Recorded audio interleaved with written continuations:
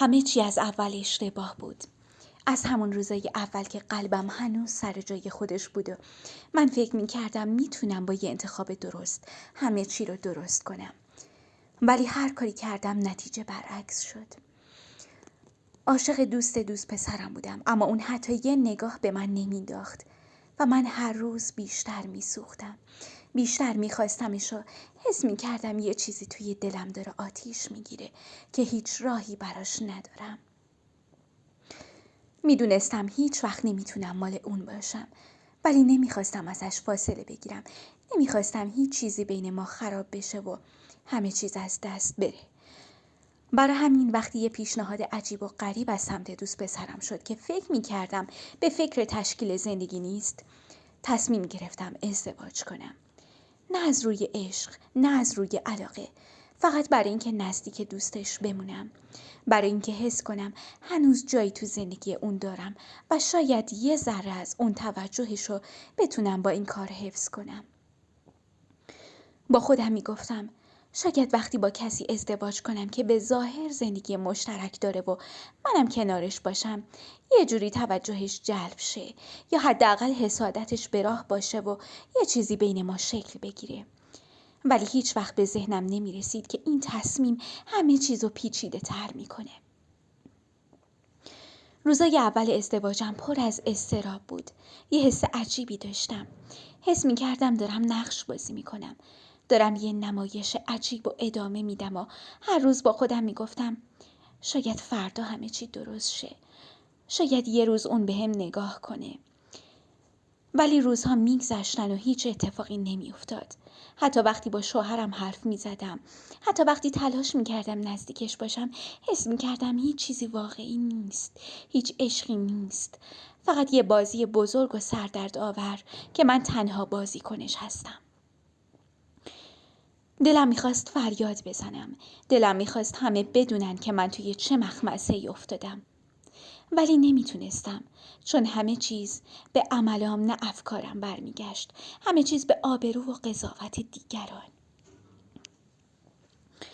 وقتی به خودم نگاه میکردم میدیدم یه دختر پر از تردید و ترسم، یه دختر که هر روز داره خودشو از دست میده و هیچ کاری نمیتونه بکنه، حتی برای خودم. روزا میگذشتن و من بیشتر درگیر افکارم میشدم، بیشتر دنبال این بودم که یه راه فرار پیدا کنم. ولی هیچ راهی نبود، هیچ کس نبود که منو حمایت کنه و حتی دوستمم که شاید میتونست یه ذره امید بدم نمیتونست کاری کنه. مریم یه دوست صمیمی بود برای من که وقتی دوست پسر داشتم عاشق اون شده بود. من بهش گفته بودم که عاشقش نیستم و میخوام با دوستش دوست باشم. اما وقتی پیشنهاد ازدواج مطرح شد دیگه من این کارو نکردم. مریم خودش باید میدونست حتی اگر که من جدا میشدمم اون انتخابش نبود، وگرنه من از همون اول میرفت سمتش. اون از من کینه گرفته بود بدون اینکه فکر کنه شوهر من ساعد اصلا اونو دوست نداشته یا نمیخواسته بره سمتش.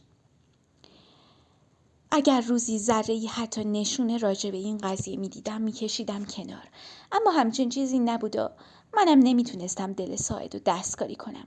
اگر میتونستم و همچین قدرتی روی آدمو داشتم دوست ساعد و عاشق خودم میکردم. ازدواجم تبدیل شد به یه زندان نرم، یه جایی که هر روز صبح که چشم باز میکردم حس میکردم یه قفس پر از سکوت انتظاره، یه جایی که نمیتونستم فرار کنم، نمیتونستم عاشق کسی باشم، نمیتونستم آزاد باشم. حتی وقتی دوست ساعد رو میدیدم، حتی وقتی کنارش بودم و سعی میکردم عادی باشم، حس میکردم دارم یه چیزی رو از دست میدم که هیچ وقت مال من نبوده.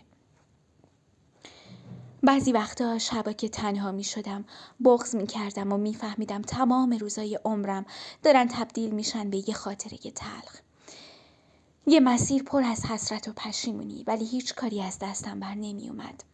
حتی وقتی نگاهش می کردم، حتی وقتی یه لبخند کوچیک ازش می دیدم، دلم نمی خواست اون لحظه تموم شه. ولی همون لحظه میفهمیدم که هیچ اتفاق واقعی رخ نمیده و من بازم تنها میمونم. تنها با یه قلب پر از عشق ناتمام و یه زندگی که انتخابشون نکردم. زندگی که به زور پذیرفتم و هر روز داره یادم میاره که همه چی از اول اشتباه بوده و من هنوزم توی این اشتباه گیر کردم و نمیدونم کی میتونم راهی پیدا کنم که این قفس رو ترک کنم و شاید هیچ وقتم نتونم. اما 1-2 سال بعد، یه روزی که دیگه از همه چی بریده بودم و فکر میکردم اون دیگه هیچ وقت سراغی ازم نمیگیره، اومد و گفت دوستم داره. همون آدمی که یه روز حتی نگاه هم نمی کرد حالا روبروم ایستاده بود و با اون صدای جدی و چشمای خستش گفت از همون موقع دوستم داشته، اما نمیخواسته بگه چون فکر میکرد من و دوستش با هم خوشبختیم. دلم لرزید، نه از خوشی، از یه حس عجیبی که نمیدونستم اسمش چیه، چون من اون موقع زن یه مرد دیگه بودم و زندگی مسیر خودش رو رفته بود. اما اون حرفش همه چی رو ریخت به هم. یه چیزی توی دلم زنده شد که سالها خاموشش کرده بودم. یه حس قدیمی که حالا دوباره بیدار شده بود. انگار اون همه فاصله و سکوت یهو بی‌معنی شد. اون روز تا شب 1000 بار حرفامونو تو ذهنم مرور کردم. با خودم کلنجار میرفتم. میگفتم نباید جوابشو بدم. نباید بذارم چیزی دوباره بینمون شکل بگیره. اما ته دلم یه چیزی میگفت شاید این همون فرصتیه که همیشه منتظرش بودم. شاید این بار حقمه که خوشحال باشم. ولی هر بار یاد شوهرم میافتادم. یاد اون تعهدی که داده بودم. وجدانم منو ول نمی کرد، اما نمیتونستم جلوی دلمو بگیرم. اونم مثل من توی یه ارتباط سرد و بیروح بود. همیشه از تنهایی مینالید و منم کم کم دلم براش میسوخت. دلسوزی شد نقطه شروع همه چی. کم کم شد عادت، شد پیام دادن، شد دلتنگی، شد انتظار، تا جایی که فهمیدم بدون اون حتی یه روزم نمیتونم دوام بیارم. دیگه اون مرز بین درست و غلط برام محو شده بود. فقط دلم میخواست باشه، حرف بزنه، بخنده، ازش بشنوم که دوستم داره. هرچند میدونستم اشتباهه، میدونستم تهش فقط درد داره، ولی نمیتونستم قطعش کنم. هر بار که میخواستم فاصله بگیرم، یه پیام، یه نگاه، یه جمله، همه چیزو از اول شروع میکرد. شوهرم چیزی حس کرده بود، سردتر شده بود، کمتر حرف میزد و بیشتر تو خودش میرفت. منم وانمود میکردم همه چی خوبه، ولی شبا تا صبح با اون حرف میزدم. از همه چی میگفتیم، از حسرتامون، از اشتباهامون، از اینکه اگه زمان برمیگشت شاید هیچ کدوم این مسیر رو نمیرفتیم. اون میگفت دیر شده اما هنوزم میخواد منم دیگه خسته بودم از تظاهر، از زندگی نصف نیمه، از عشقی که سالها تو دلم خفه کرده بودم. هر بار که میدیدمش زمان از حرکت میایستاد. فقط اون بود و من. انگار دنیا برای چند دقیقه ساکت میشد. اما وقتی برمیگشتم خونه، دوباره اون سکوت برمیگشت و دلم میخواست فرار کنم. از همه چی، از خودم، از واقعیتی که ساخته بودم. کم کم دیگه همه چیز برام مثل قبل نبود. حتی خودمم شده بودم آدمی که بین 2 دنیا گیر کرده بود. یه دنیا پر از وظیفه و ترس و قضاوت، یه دنیای دیگه پر از عشق و اشتباه و حس زنده بودن. نمیدونستم باید کدوم انتخاب کنم. فقط میدونستم وقتی با اونم نفسم راحت تره. انگار یه تیکه از من پیششه که هیچ وقت ازم جدا نشده بوده. هر روز با خودم میگفتم یه روز تمومش میکنم. یه روز دیگه جوابشو نمیدم. ولی اون روز هیچ وقت نرسید. چون هر بار که تصمیمی گرفتم فقط کافیه صداشو بشنوم تا همه چی برگرده سر نقطه اول. جایی که من با همه اشتباهام هنوز عاشقم. هنوز دلم براش میلرزه. هنوز باورم نمیشه که یه روز خودش گفت دوستم داره. اونم وقتی دیگه هیچ امیدی نداشتم.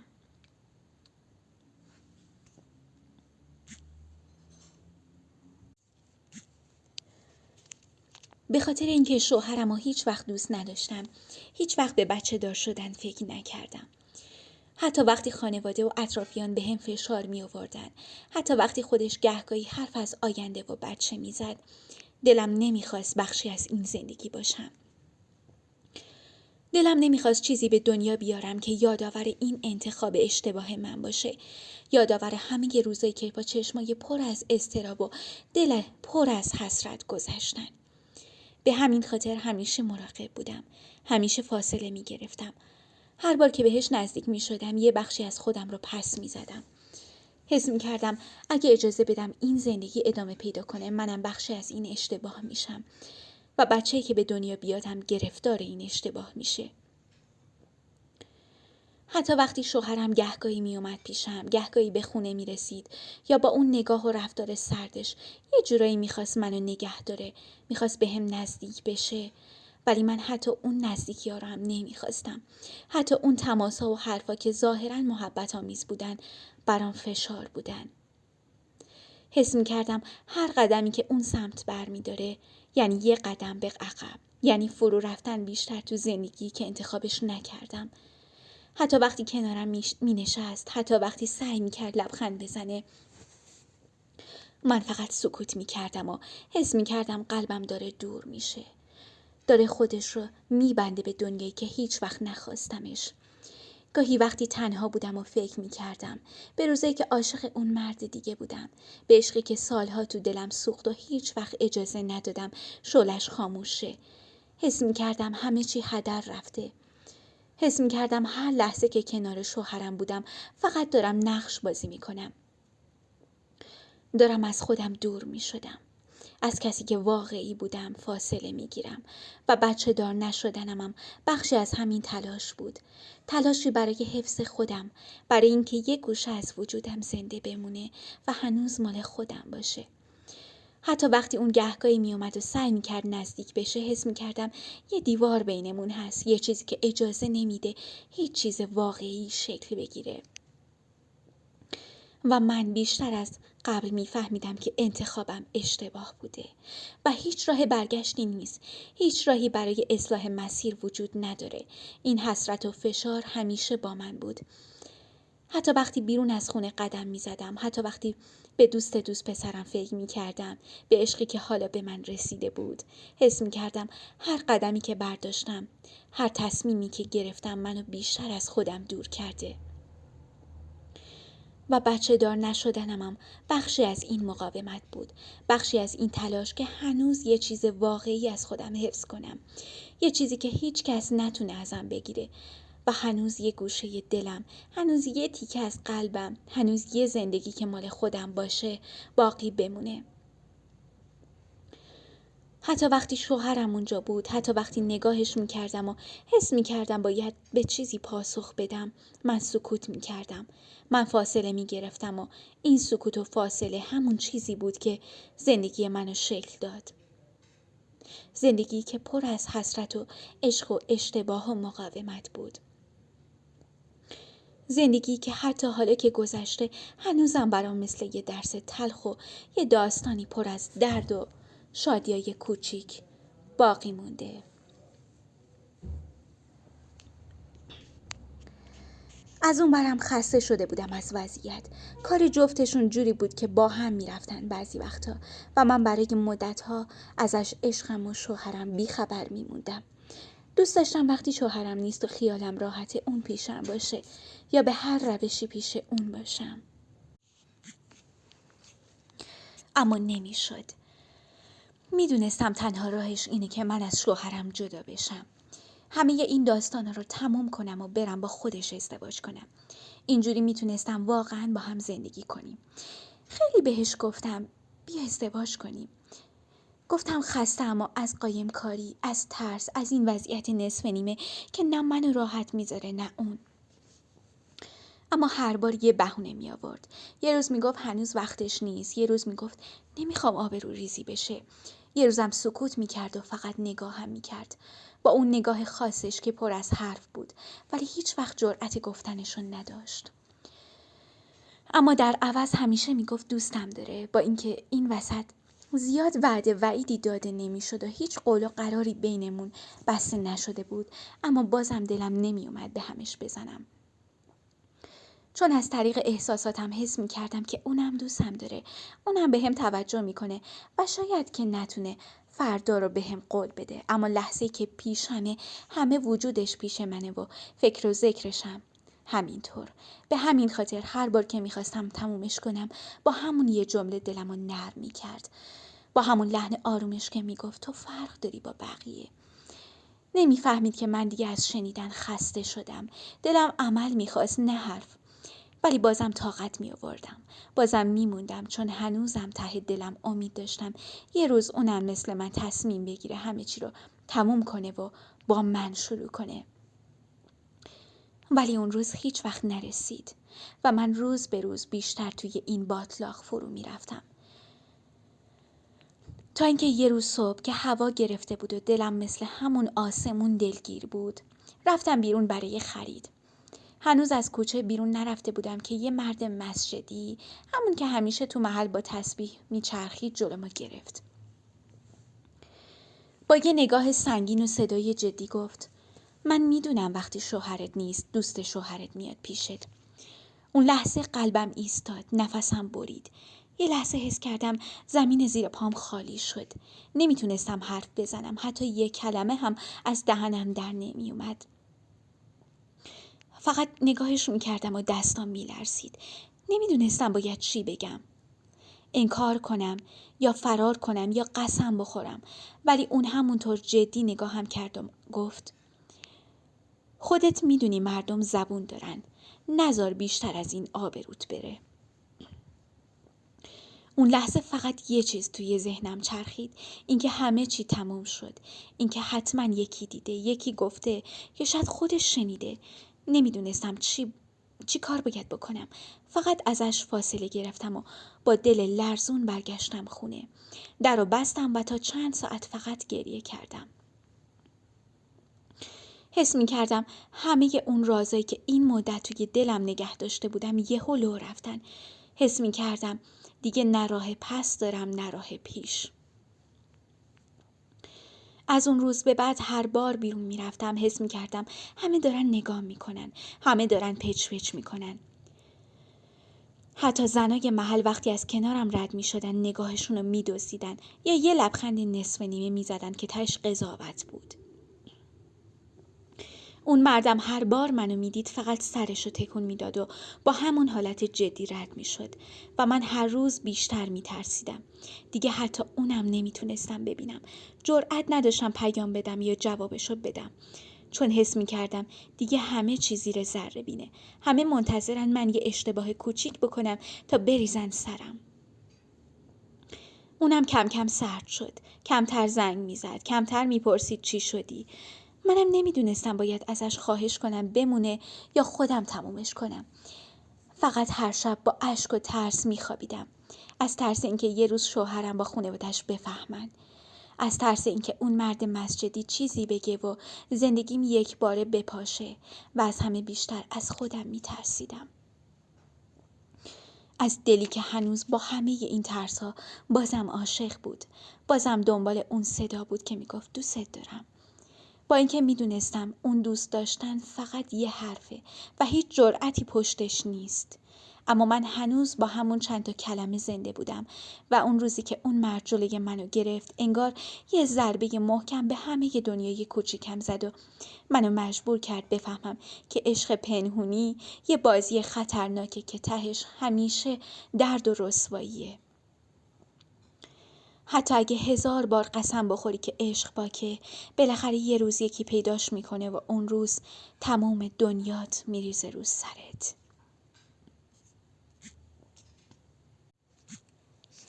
خیلی ترسیدم. از همون لحظه که حرفاشو زد یه حس تهوع توی دلم پیچید. مرد خیلی زرنگی بود. از اونایی که ظاهر آروم و مذهبی دارن ولی ته دلشون پر از نیرنگه. از اولم ازش بدم می اومد. همیشه یه جور نگاه خاصی داشت که اذیتم می کرد.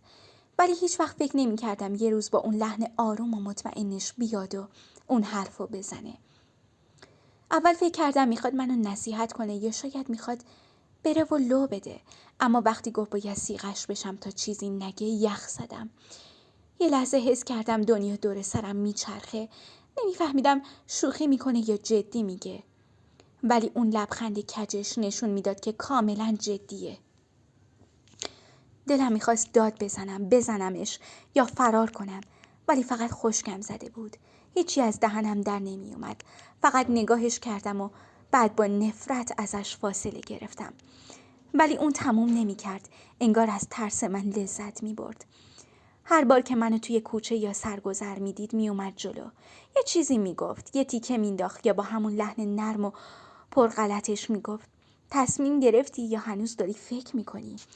منم فقط سعی می کردم رد شم، به روی خودم نیارم. ولی اون ولکن نبود. یه بار دم در نونوایی جلو منو گرفت و گفت اگه تا آخر هفته جواب ندم خودش میره پیش شوهرم.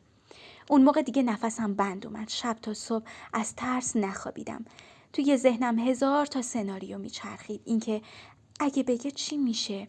اگه شوهرم بفهمه؟ اگه فامیل بفهمن؟ اگه آبروم بره؟ فقط گریه میکردم و از خودم میپرسیدم چرا کار به اینجا رسید؟ چرا از همون اول نذاشتم تموم بشه؟ چرا گذاشتم یه عشق پنهونی منو بکشه به همچین جایی؟ چند بار خواستم از اون مرد شکایت کنم یا با کسی در میون بذارم، ولی نمیتونستم، چون خودش گفته بود اگه فقط یک کلمه حرف از زبونم در بیاد همه چی رو لو میده. اونقدر مطمئن حرف میزد که مطمئن بودم دنبال دردسر نیست، فقط دنبال سوء استفاده است. یه گرگ با لباس بره که حالا منو به عنوان طعمه دیده. روزای بعدش برام جهنم بود. هر بار که از خونه بیرون میرفتم دلم میلرزید. هی اطرافمو نگاه میکردم ببینم اونجاست یا نه. حتی وقتی نبود ذهنم پر از تصورش بود. حس میکردم هر سایه ای میتونه اون باشه. یه بار وسط راه برگشتم خونه فقط چون حس کردم پشت سرم راه میره. دیگه به هیچ کس اعتماد نداشتم. نه به همسایه ها، نه به زنای محل، نه حتی به خودم. فقط سعی میکردم دیده نشم. حتی با اونم تماس نگرفتم چون میترسیدم اون مرد از یه جایی گوش کنه یا ببینه. یه جور کابوس واقعی بود. انگار دیگه هیچ راهی برای نجات نبود. از یه طرف عشق قدیمی که هنوز ته دلم زنده بود. از یه طرف مردی که با تهدید و نگاه‌های کثیفش منو تا مرز نابودی برده بود. نمیدونستم چی کار کنم. فقط میدونستم هر روز داره بدتر میشه. هر روز بیشتر احساس خفگی میکنم. یه حس بی پناهی که تا مغز استخونم رفته بود. حس میکردم هر لحظه ممکنه یکی بیاد در بزنه و بگه همه چی رو فهمیدن. و اون مرد هنوزم تو محله بود. هنوزم لبخند میزد.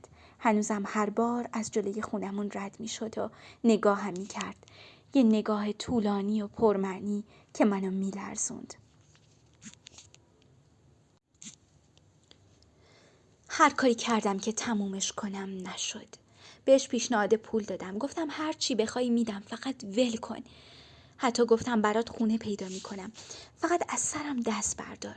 اما اون مرد از اونایی بود که وقتی یه چیزی بخوان تا به دستش نیارن ول نمیکنن. هرچی گفتم، هرچی خواهش کردم، فقط لبخند زد و گفت دیگه دیر شده. گفت یا باید همون کاری که میخواد و انجام بدم یا خودش میره و همه چی رو میگه. تهدیدش مثل خنجری بود که هر روز بیشتر فرو میرفت. حس میکردم دیگه هیچ راهی ندارم، هیچ پناهی. نمیتونستم به کسی بگم نه فرار کنم. فقط بین ترس و شرم و اجبار گیر کرده بودم و در نهایت مجبور شدم قبول کنم. نه از روی خواستن، از روی بی‌پناهی، از روی اینکه خسته بودم از تهدید و ترس، از اینکه هر روز باید نگران باشم نکنه یه روز بره و همه چی رو بگه.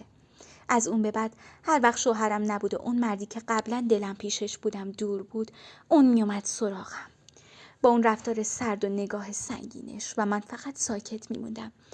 حس میکردم دیگه اختیارم دست خودم نیست.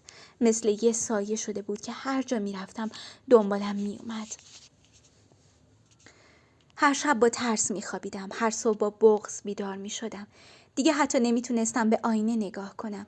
انگار خودمو نمیشناختم. اونقدر خسته بودم که گاهی فقط دلم میخواست ناپدید شم. یه جایی برم که هیچ کس منو نشناسه، هیچ کس نگاهم نکنه. دیگه حتی اون عشقی هم که یه زمانی باعث شده بود اشتباه کنم برام بی‌معنی شده بود. همه چی تو ذهنم قاطی شده بود.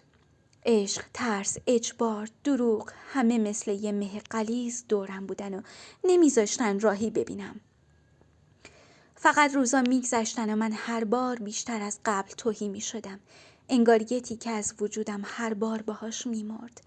دیگه حتی اشکم برام نمونده بود. فقط خستگی، فقط سکوت. فقط یه دل پر از پشیمونی که هر شب تو تاریکی میلرزید و دعا میکرد کاش هیچ وقت اون آدمو نمیدید. کاش هیچ وقت پای اون عشق قدیمی به زندگیش باز نمیشد. کاش فقط یه بار فرصت فرار داشت. ولی اون فرصت هیچ وقت نرسید و من موندم با یه زندگی که دیگه دست خودم نبود. با شبایی که نمیگذشتن و روزایی که فقط تکرار همون ترس و خستگی بودن. روزایی بود که عشق سابقم به هم پیام میداد و با هم صحبت میکرد. میگفت میدونم یه جای سرگرمی که ازت خبری نیست و پیدات نمیشه. اما بازم من جوابشو نمیدادم.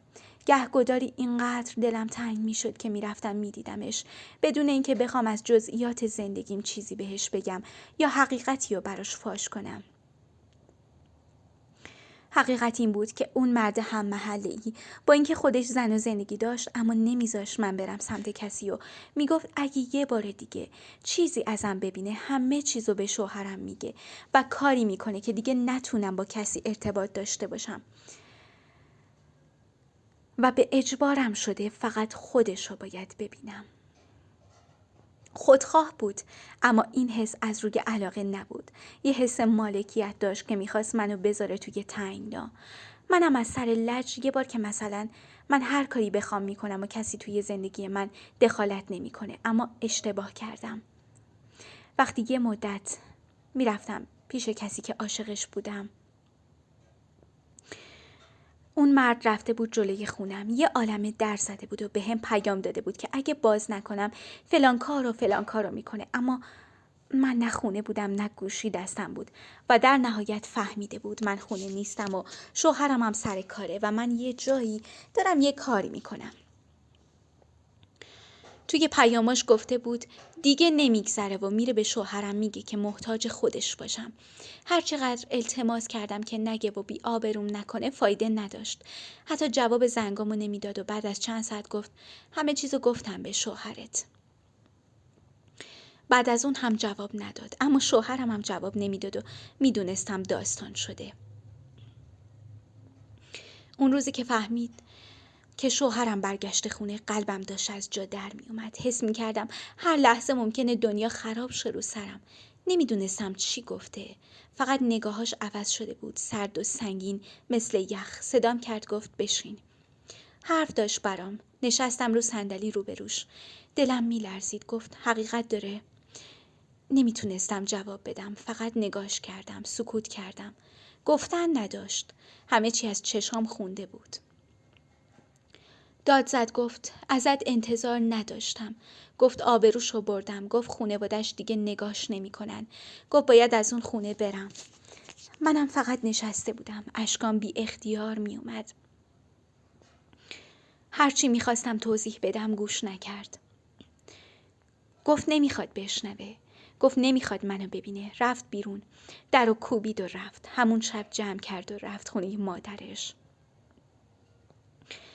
من موندم و یه خونه ساکت و خالی و هزار تا فکر که مثل خوره افتاده بودن به جونم.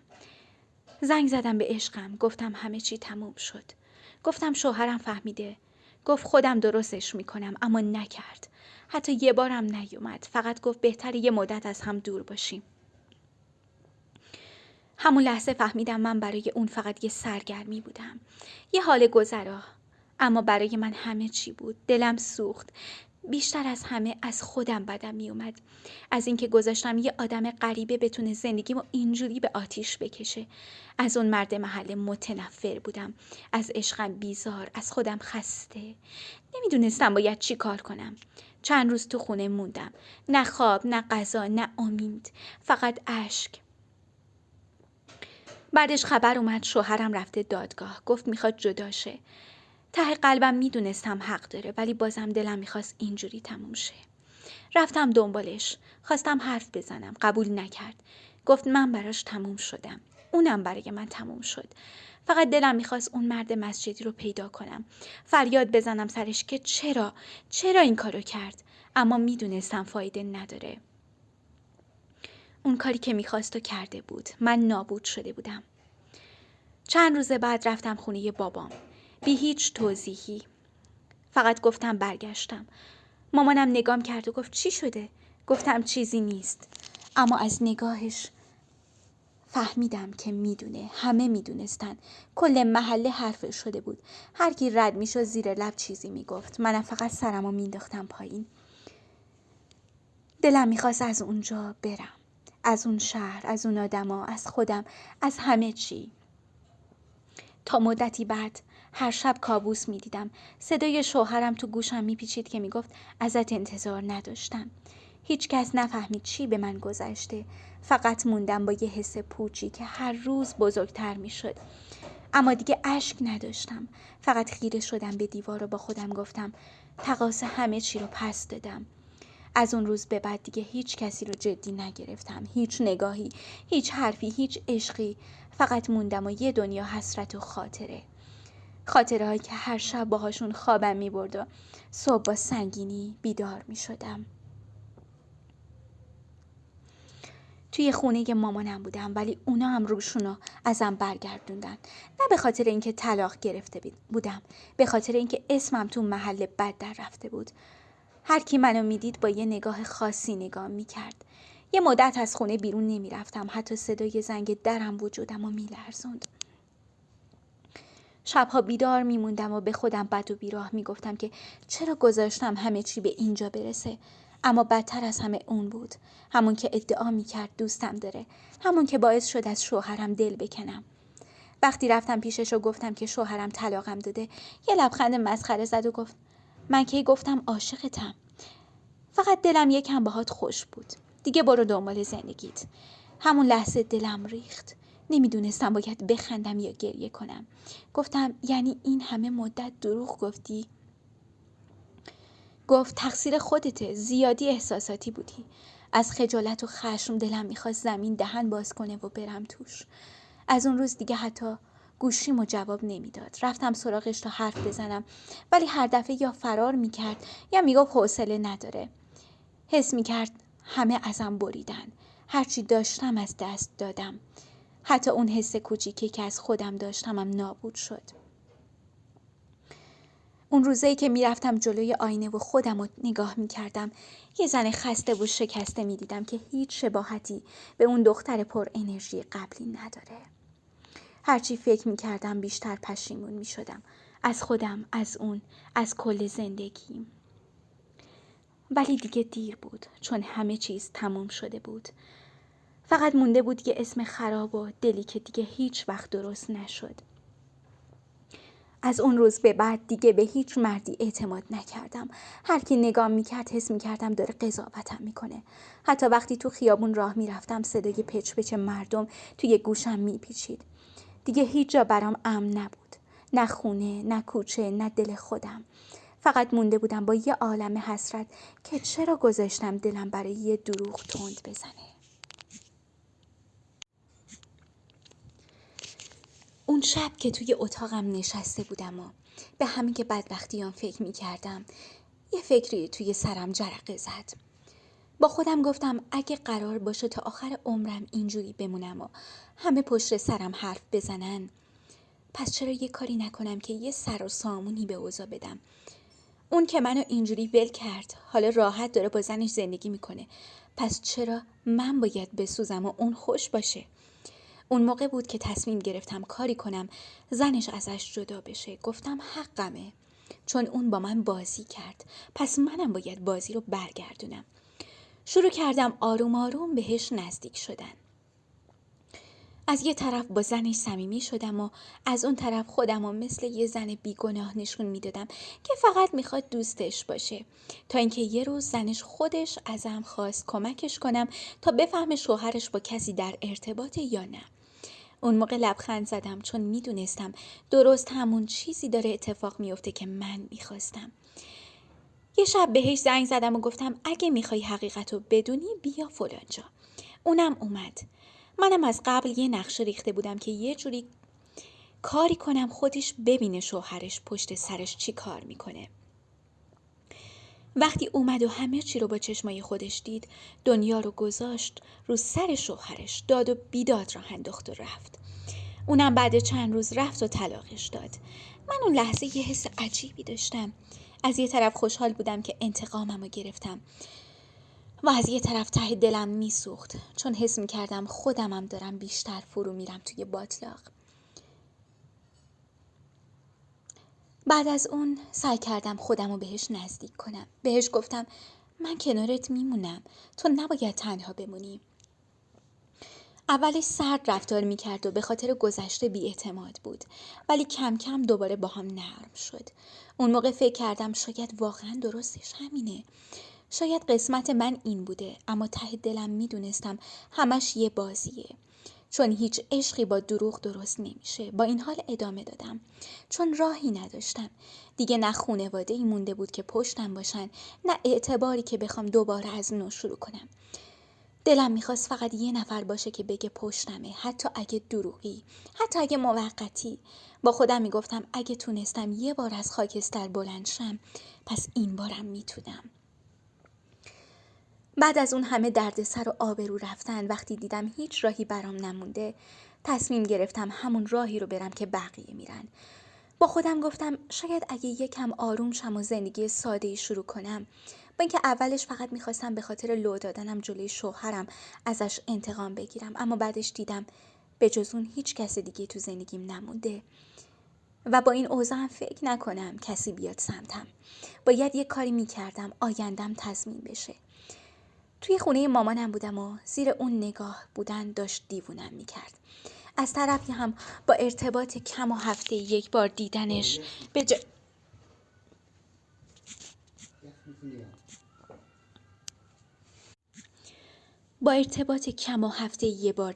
هم به جایی نمی رسیدم.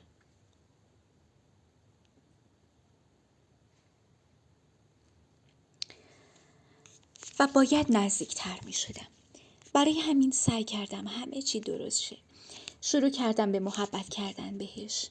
همون مردی که تا دیروز فقط به خاطر انتقام نزدیک شده بودم. هر روز باهاش مهربونتر شدم. براش غذا پختم، حرفاشو گوش دادم. ساکت بودم، هیچ بحثی نمی کردم. فقط لبخند می زدم و می ذاشتم فکر کنه من زن آروم و بی درد سریم. اونم کم کم نرم شد. یه روز خودش گفت که میخواد عقد دائمم کنه. اول باورم نمیشد چون هیچ وقت فکرم به همچین جایی نمیرفت، ولی وقتی گفت میریم یه شهر دیگه و از نو شروع میکنیم، حس کردم شاید بالاخره یه سقفی پیدا کردم که دیگه هیچ کس زیرش کاری به کارم نداشته باشه. عقد کردیم. رفتم توی یه شهر غریب که کسی منو نشناسه. نه از گذشتم چیزی بدونه، نه از اشتباهام. فقط یه زن بودم با یه مرد سندار، با یه اسم تو شناسنامه و یه سقف بالای سر. شاید خیلی از بیرون فکر میکردن خوشبختم. فکر میکردن چون این مرد وضعش خوبه پس منم راحت و آرومم. اما واقعیت این بود که نه دلم باهاش بود، نه احساسی بهش داشته بودم. فقط مونده بودم چون دیگه راهی نداشتم. خسته بودم از قضاوت مردم، از تنهایی، از اینکه هر جا میرفتم یه نفر یه چیزی از گذشتم میگفت. این ازدواج برام مثل یه پناهگاه بود، یه سایه امن که زیرش میتونستم حداقل چند روز بدون ترس بخوابم، حتی اگه ته دلم میدونستم هیچ عشقی توش نیست. هر روز صبح از خواب پا میشدم، لبخند میزدم، براش چای میریختم، حرفاشو گوش میدادم، ولی ذهنم جای دیگه بود. گاهی با خودم فکر میکردم چطور شد من با اون همه جوانی و زیبایی شدم زن یه پیرمرد؟ چطور شد دلم رو دادم به کسی که آخرش پشتم رو خالی کرد و حالا باید با یه مردی زندگی کنم که حتی موقع حرف زدنم چشماشو میبنده از خستگی؟ جوابشو خودم میدونستم. اشتباه پشت اشتباه. دلم میخواست فقط یه بار یکی دوستم داشته باشه، بدون قید و شرط، ولی هیچ وقت نشد. الانم فقط به این فکر میکردم که حداقل اسم یه مرد تو شناسناممه. حداقل کسی نیست که بگه بی صاحبم. همینم برام شده بود آرامش. حتی اگه مصنوعی، حتی اگه موقتی. با خودم گفتم شاید قسمت من این بوده. شاید باید یاد بگیرم چجوری بدون عشقم زندگی کنم، چون آدمایی مثل منو دیگه جامعه نمیبخشه. فقط وقتی میریزن سرت یادشونه، وقتی میخوای از نو بسازی همه فرار میکنن. حالا من مونده بودم و یه زندگی بی هیجان با یه مردی که هر روز پیرتر میشد و منم در کنارش خاموشتر. اما حداقل کسی نبود که قضاوتم کنه، کسی نبود که از گذشتم بپرسه. اونم خودش نمیخواست بدونه، براش مهم نبود من کی بودم، از کجا اومدم. فقط خوشش میومد یکی تو خونه است که غذا میپزه و لبخند میزنه. منم همونو براش بازی میکردم، نقشه یه زن خوب و آروم. و هر شب قبل خواب با خودم میگفتم این داستان منه. داستان دختری که با اون همه آرزو و زیبایی آخری زیر سقف مردی نشست که حتی یه بارم نگاش نکرد، مثل یه زن عاشق. ولی من با همون قانع شدم، چون یاد گرفته بودم قانع بودن گاهی تنها راه زنده موندنه. یه شب که هوا سرد بود و بارون میبارید، نشسته بودم دم پنجره و به صدای چیکیدن قطره ها گوش میدادم. اون خواب بود و من زل زده بودم به خیابون خیس و خلوت. اون موقع تازه حس کردم تموم شدم. نه از خشم خبری بود، نه از عشق، نه حتی از دلتنگی. فقط یه سکوت سنگین توی دلم بود. یه جور خالی بودن که نه میسوزون نه آروم میکرد، فقط بود. با خودم فکر کردم چقدر دور شدم از اون دختر پر شر و شور. همون که یه روزی عاشق شد، اشتباه کرد، جنگید، شکست خورد، اما تهش فقط یه زن موند. زنی که دیگه از دنیا توقعی نداره، فقط میخواد روزاش بی درد بگذره. به آینه نگاه کردم. خطای ریز دور چشمام، موهای پریشونم، همشون یه چیزو میگفتن: تموم شدی، اما هنوز زنده ای. اون موقع یه لبخند آروم زدم، از اون لبخنده که پر از تلخیه اما واقعی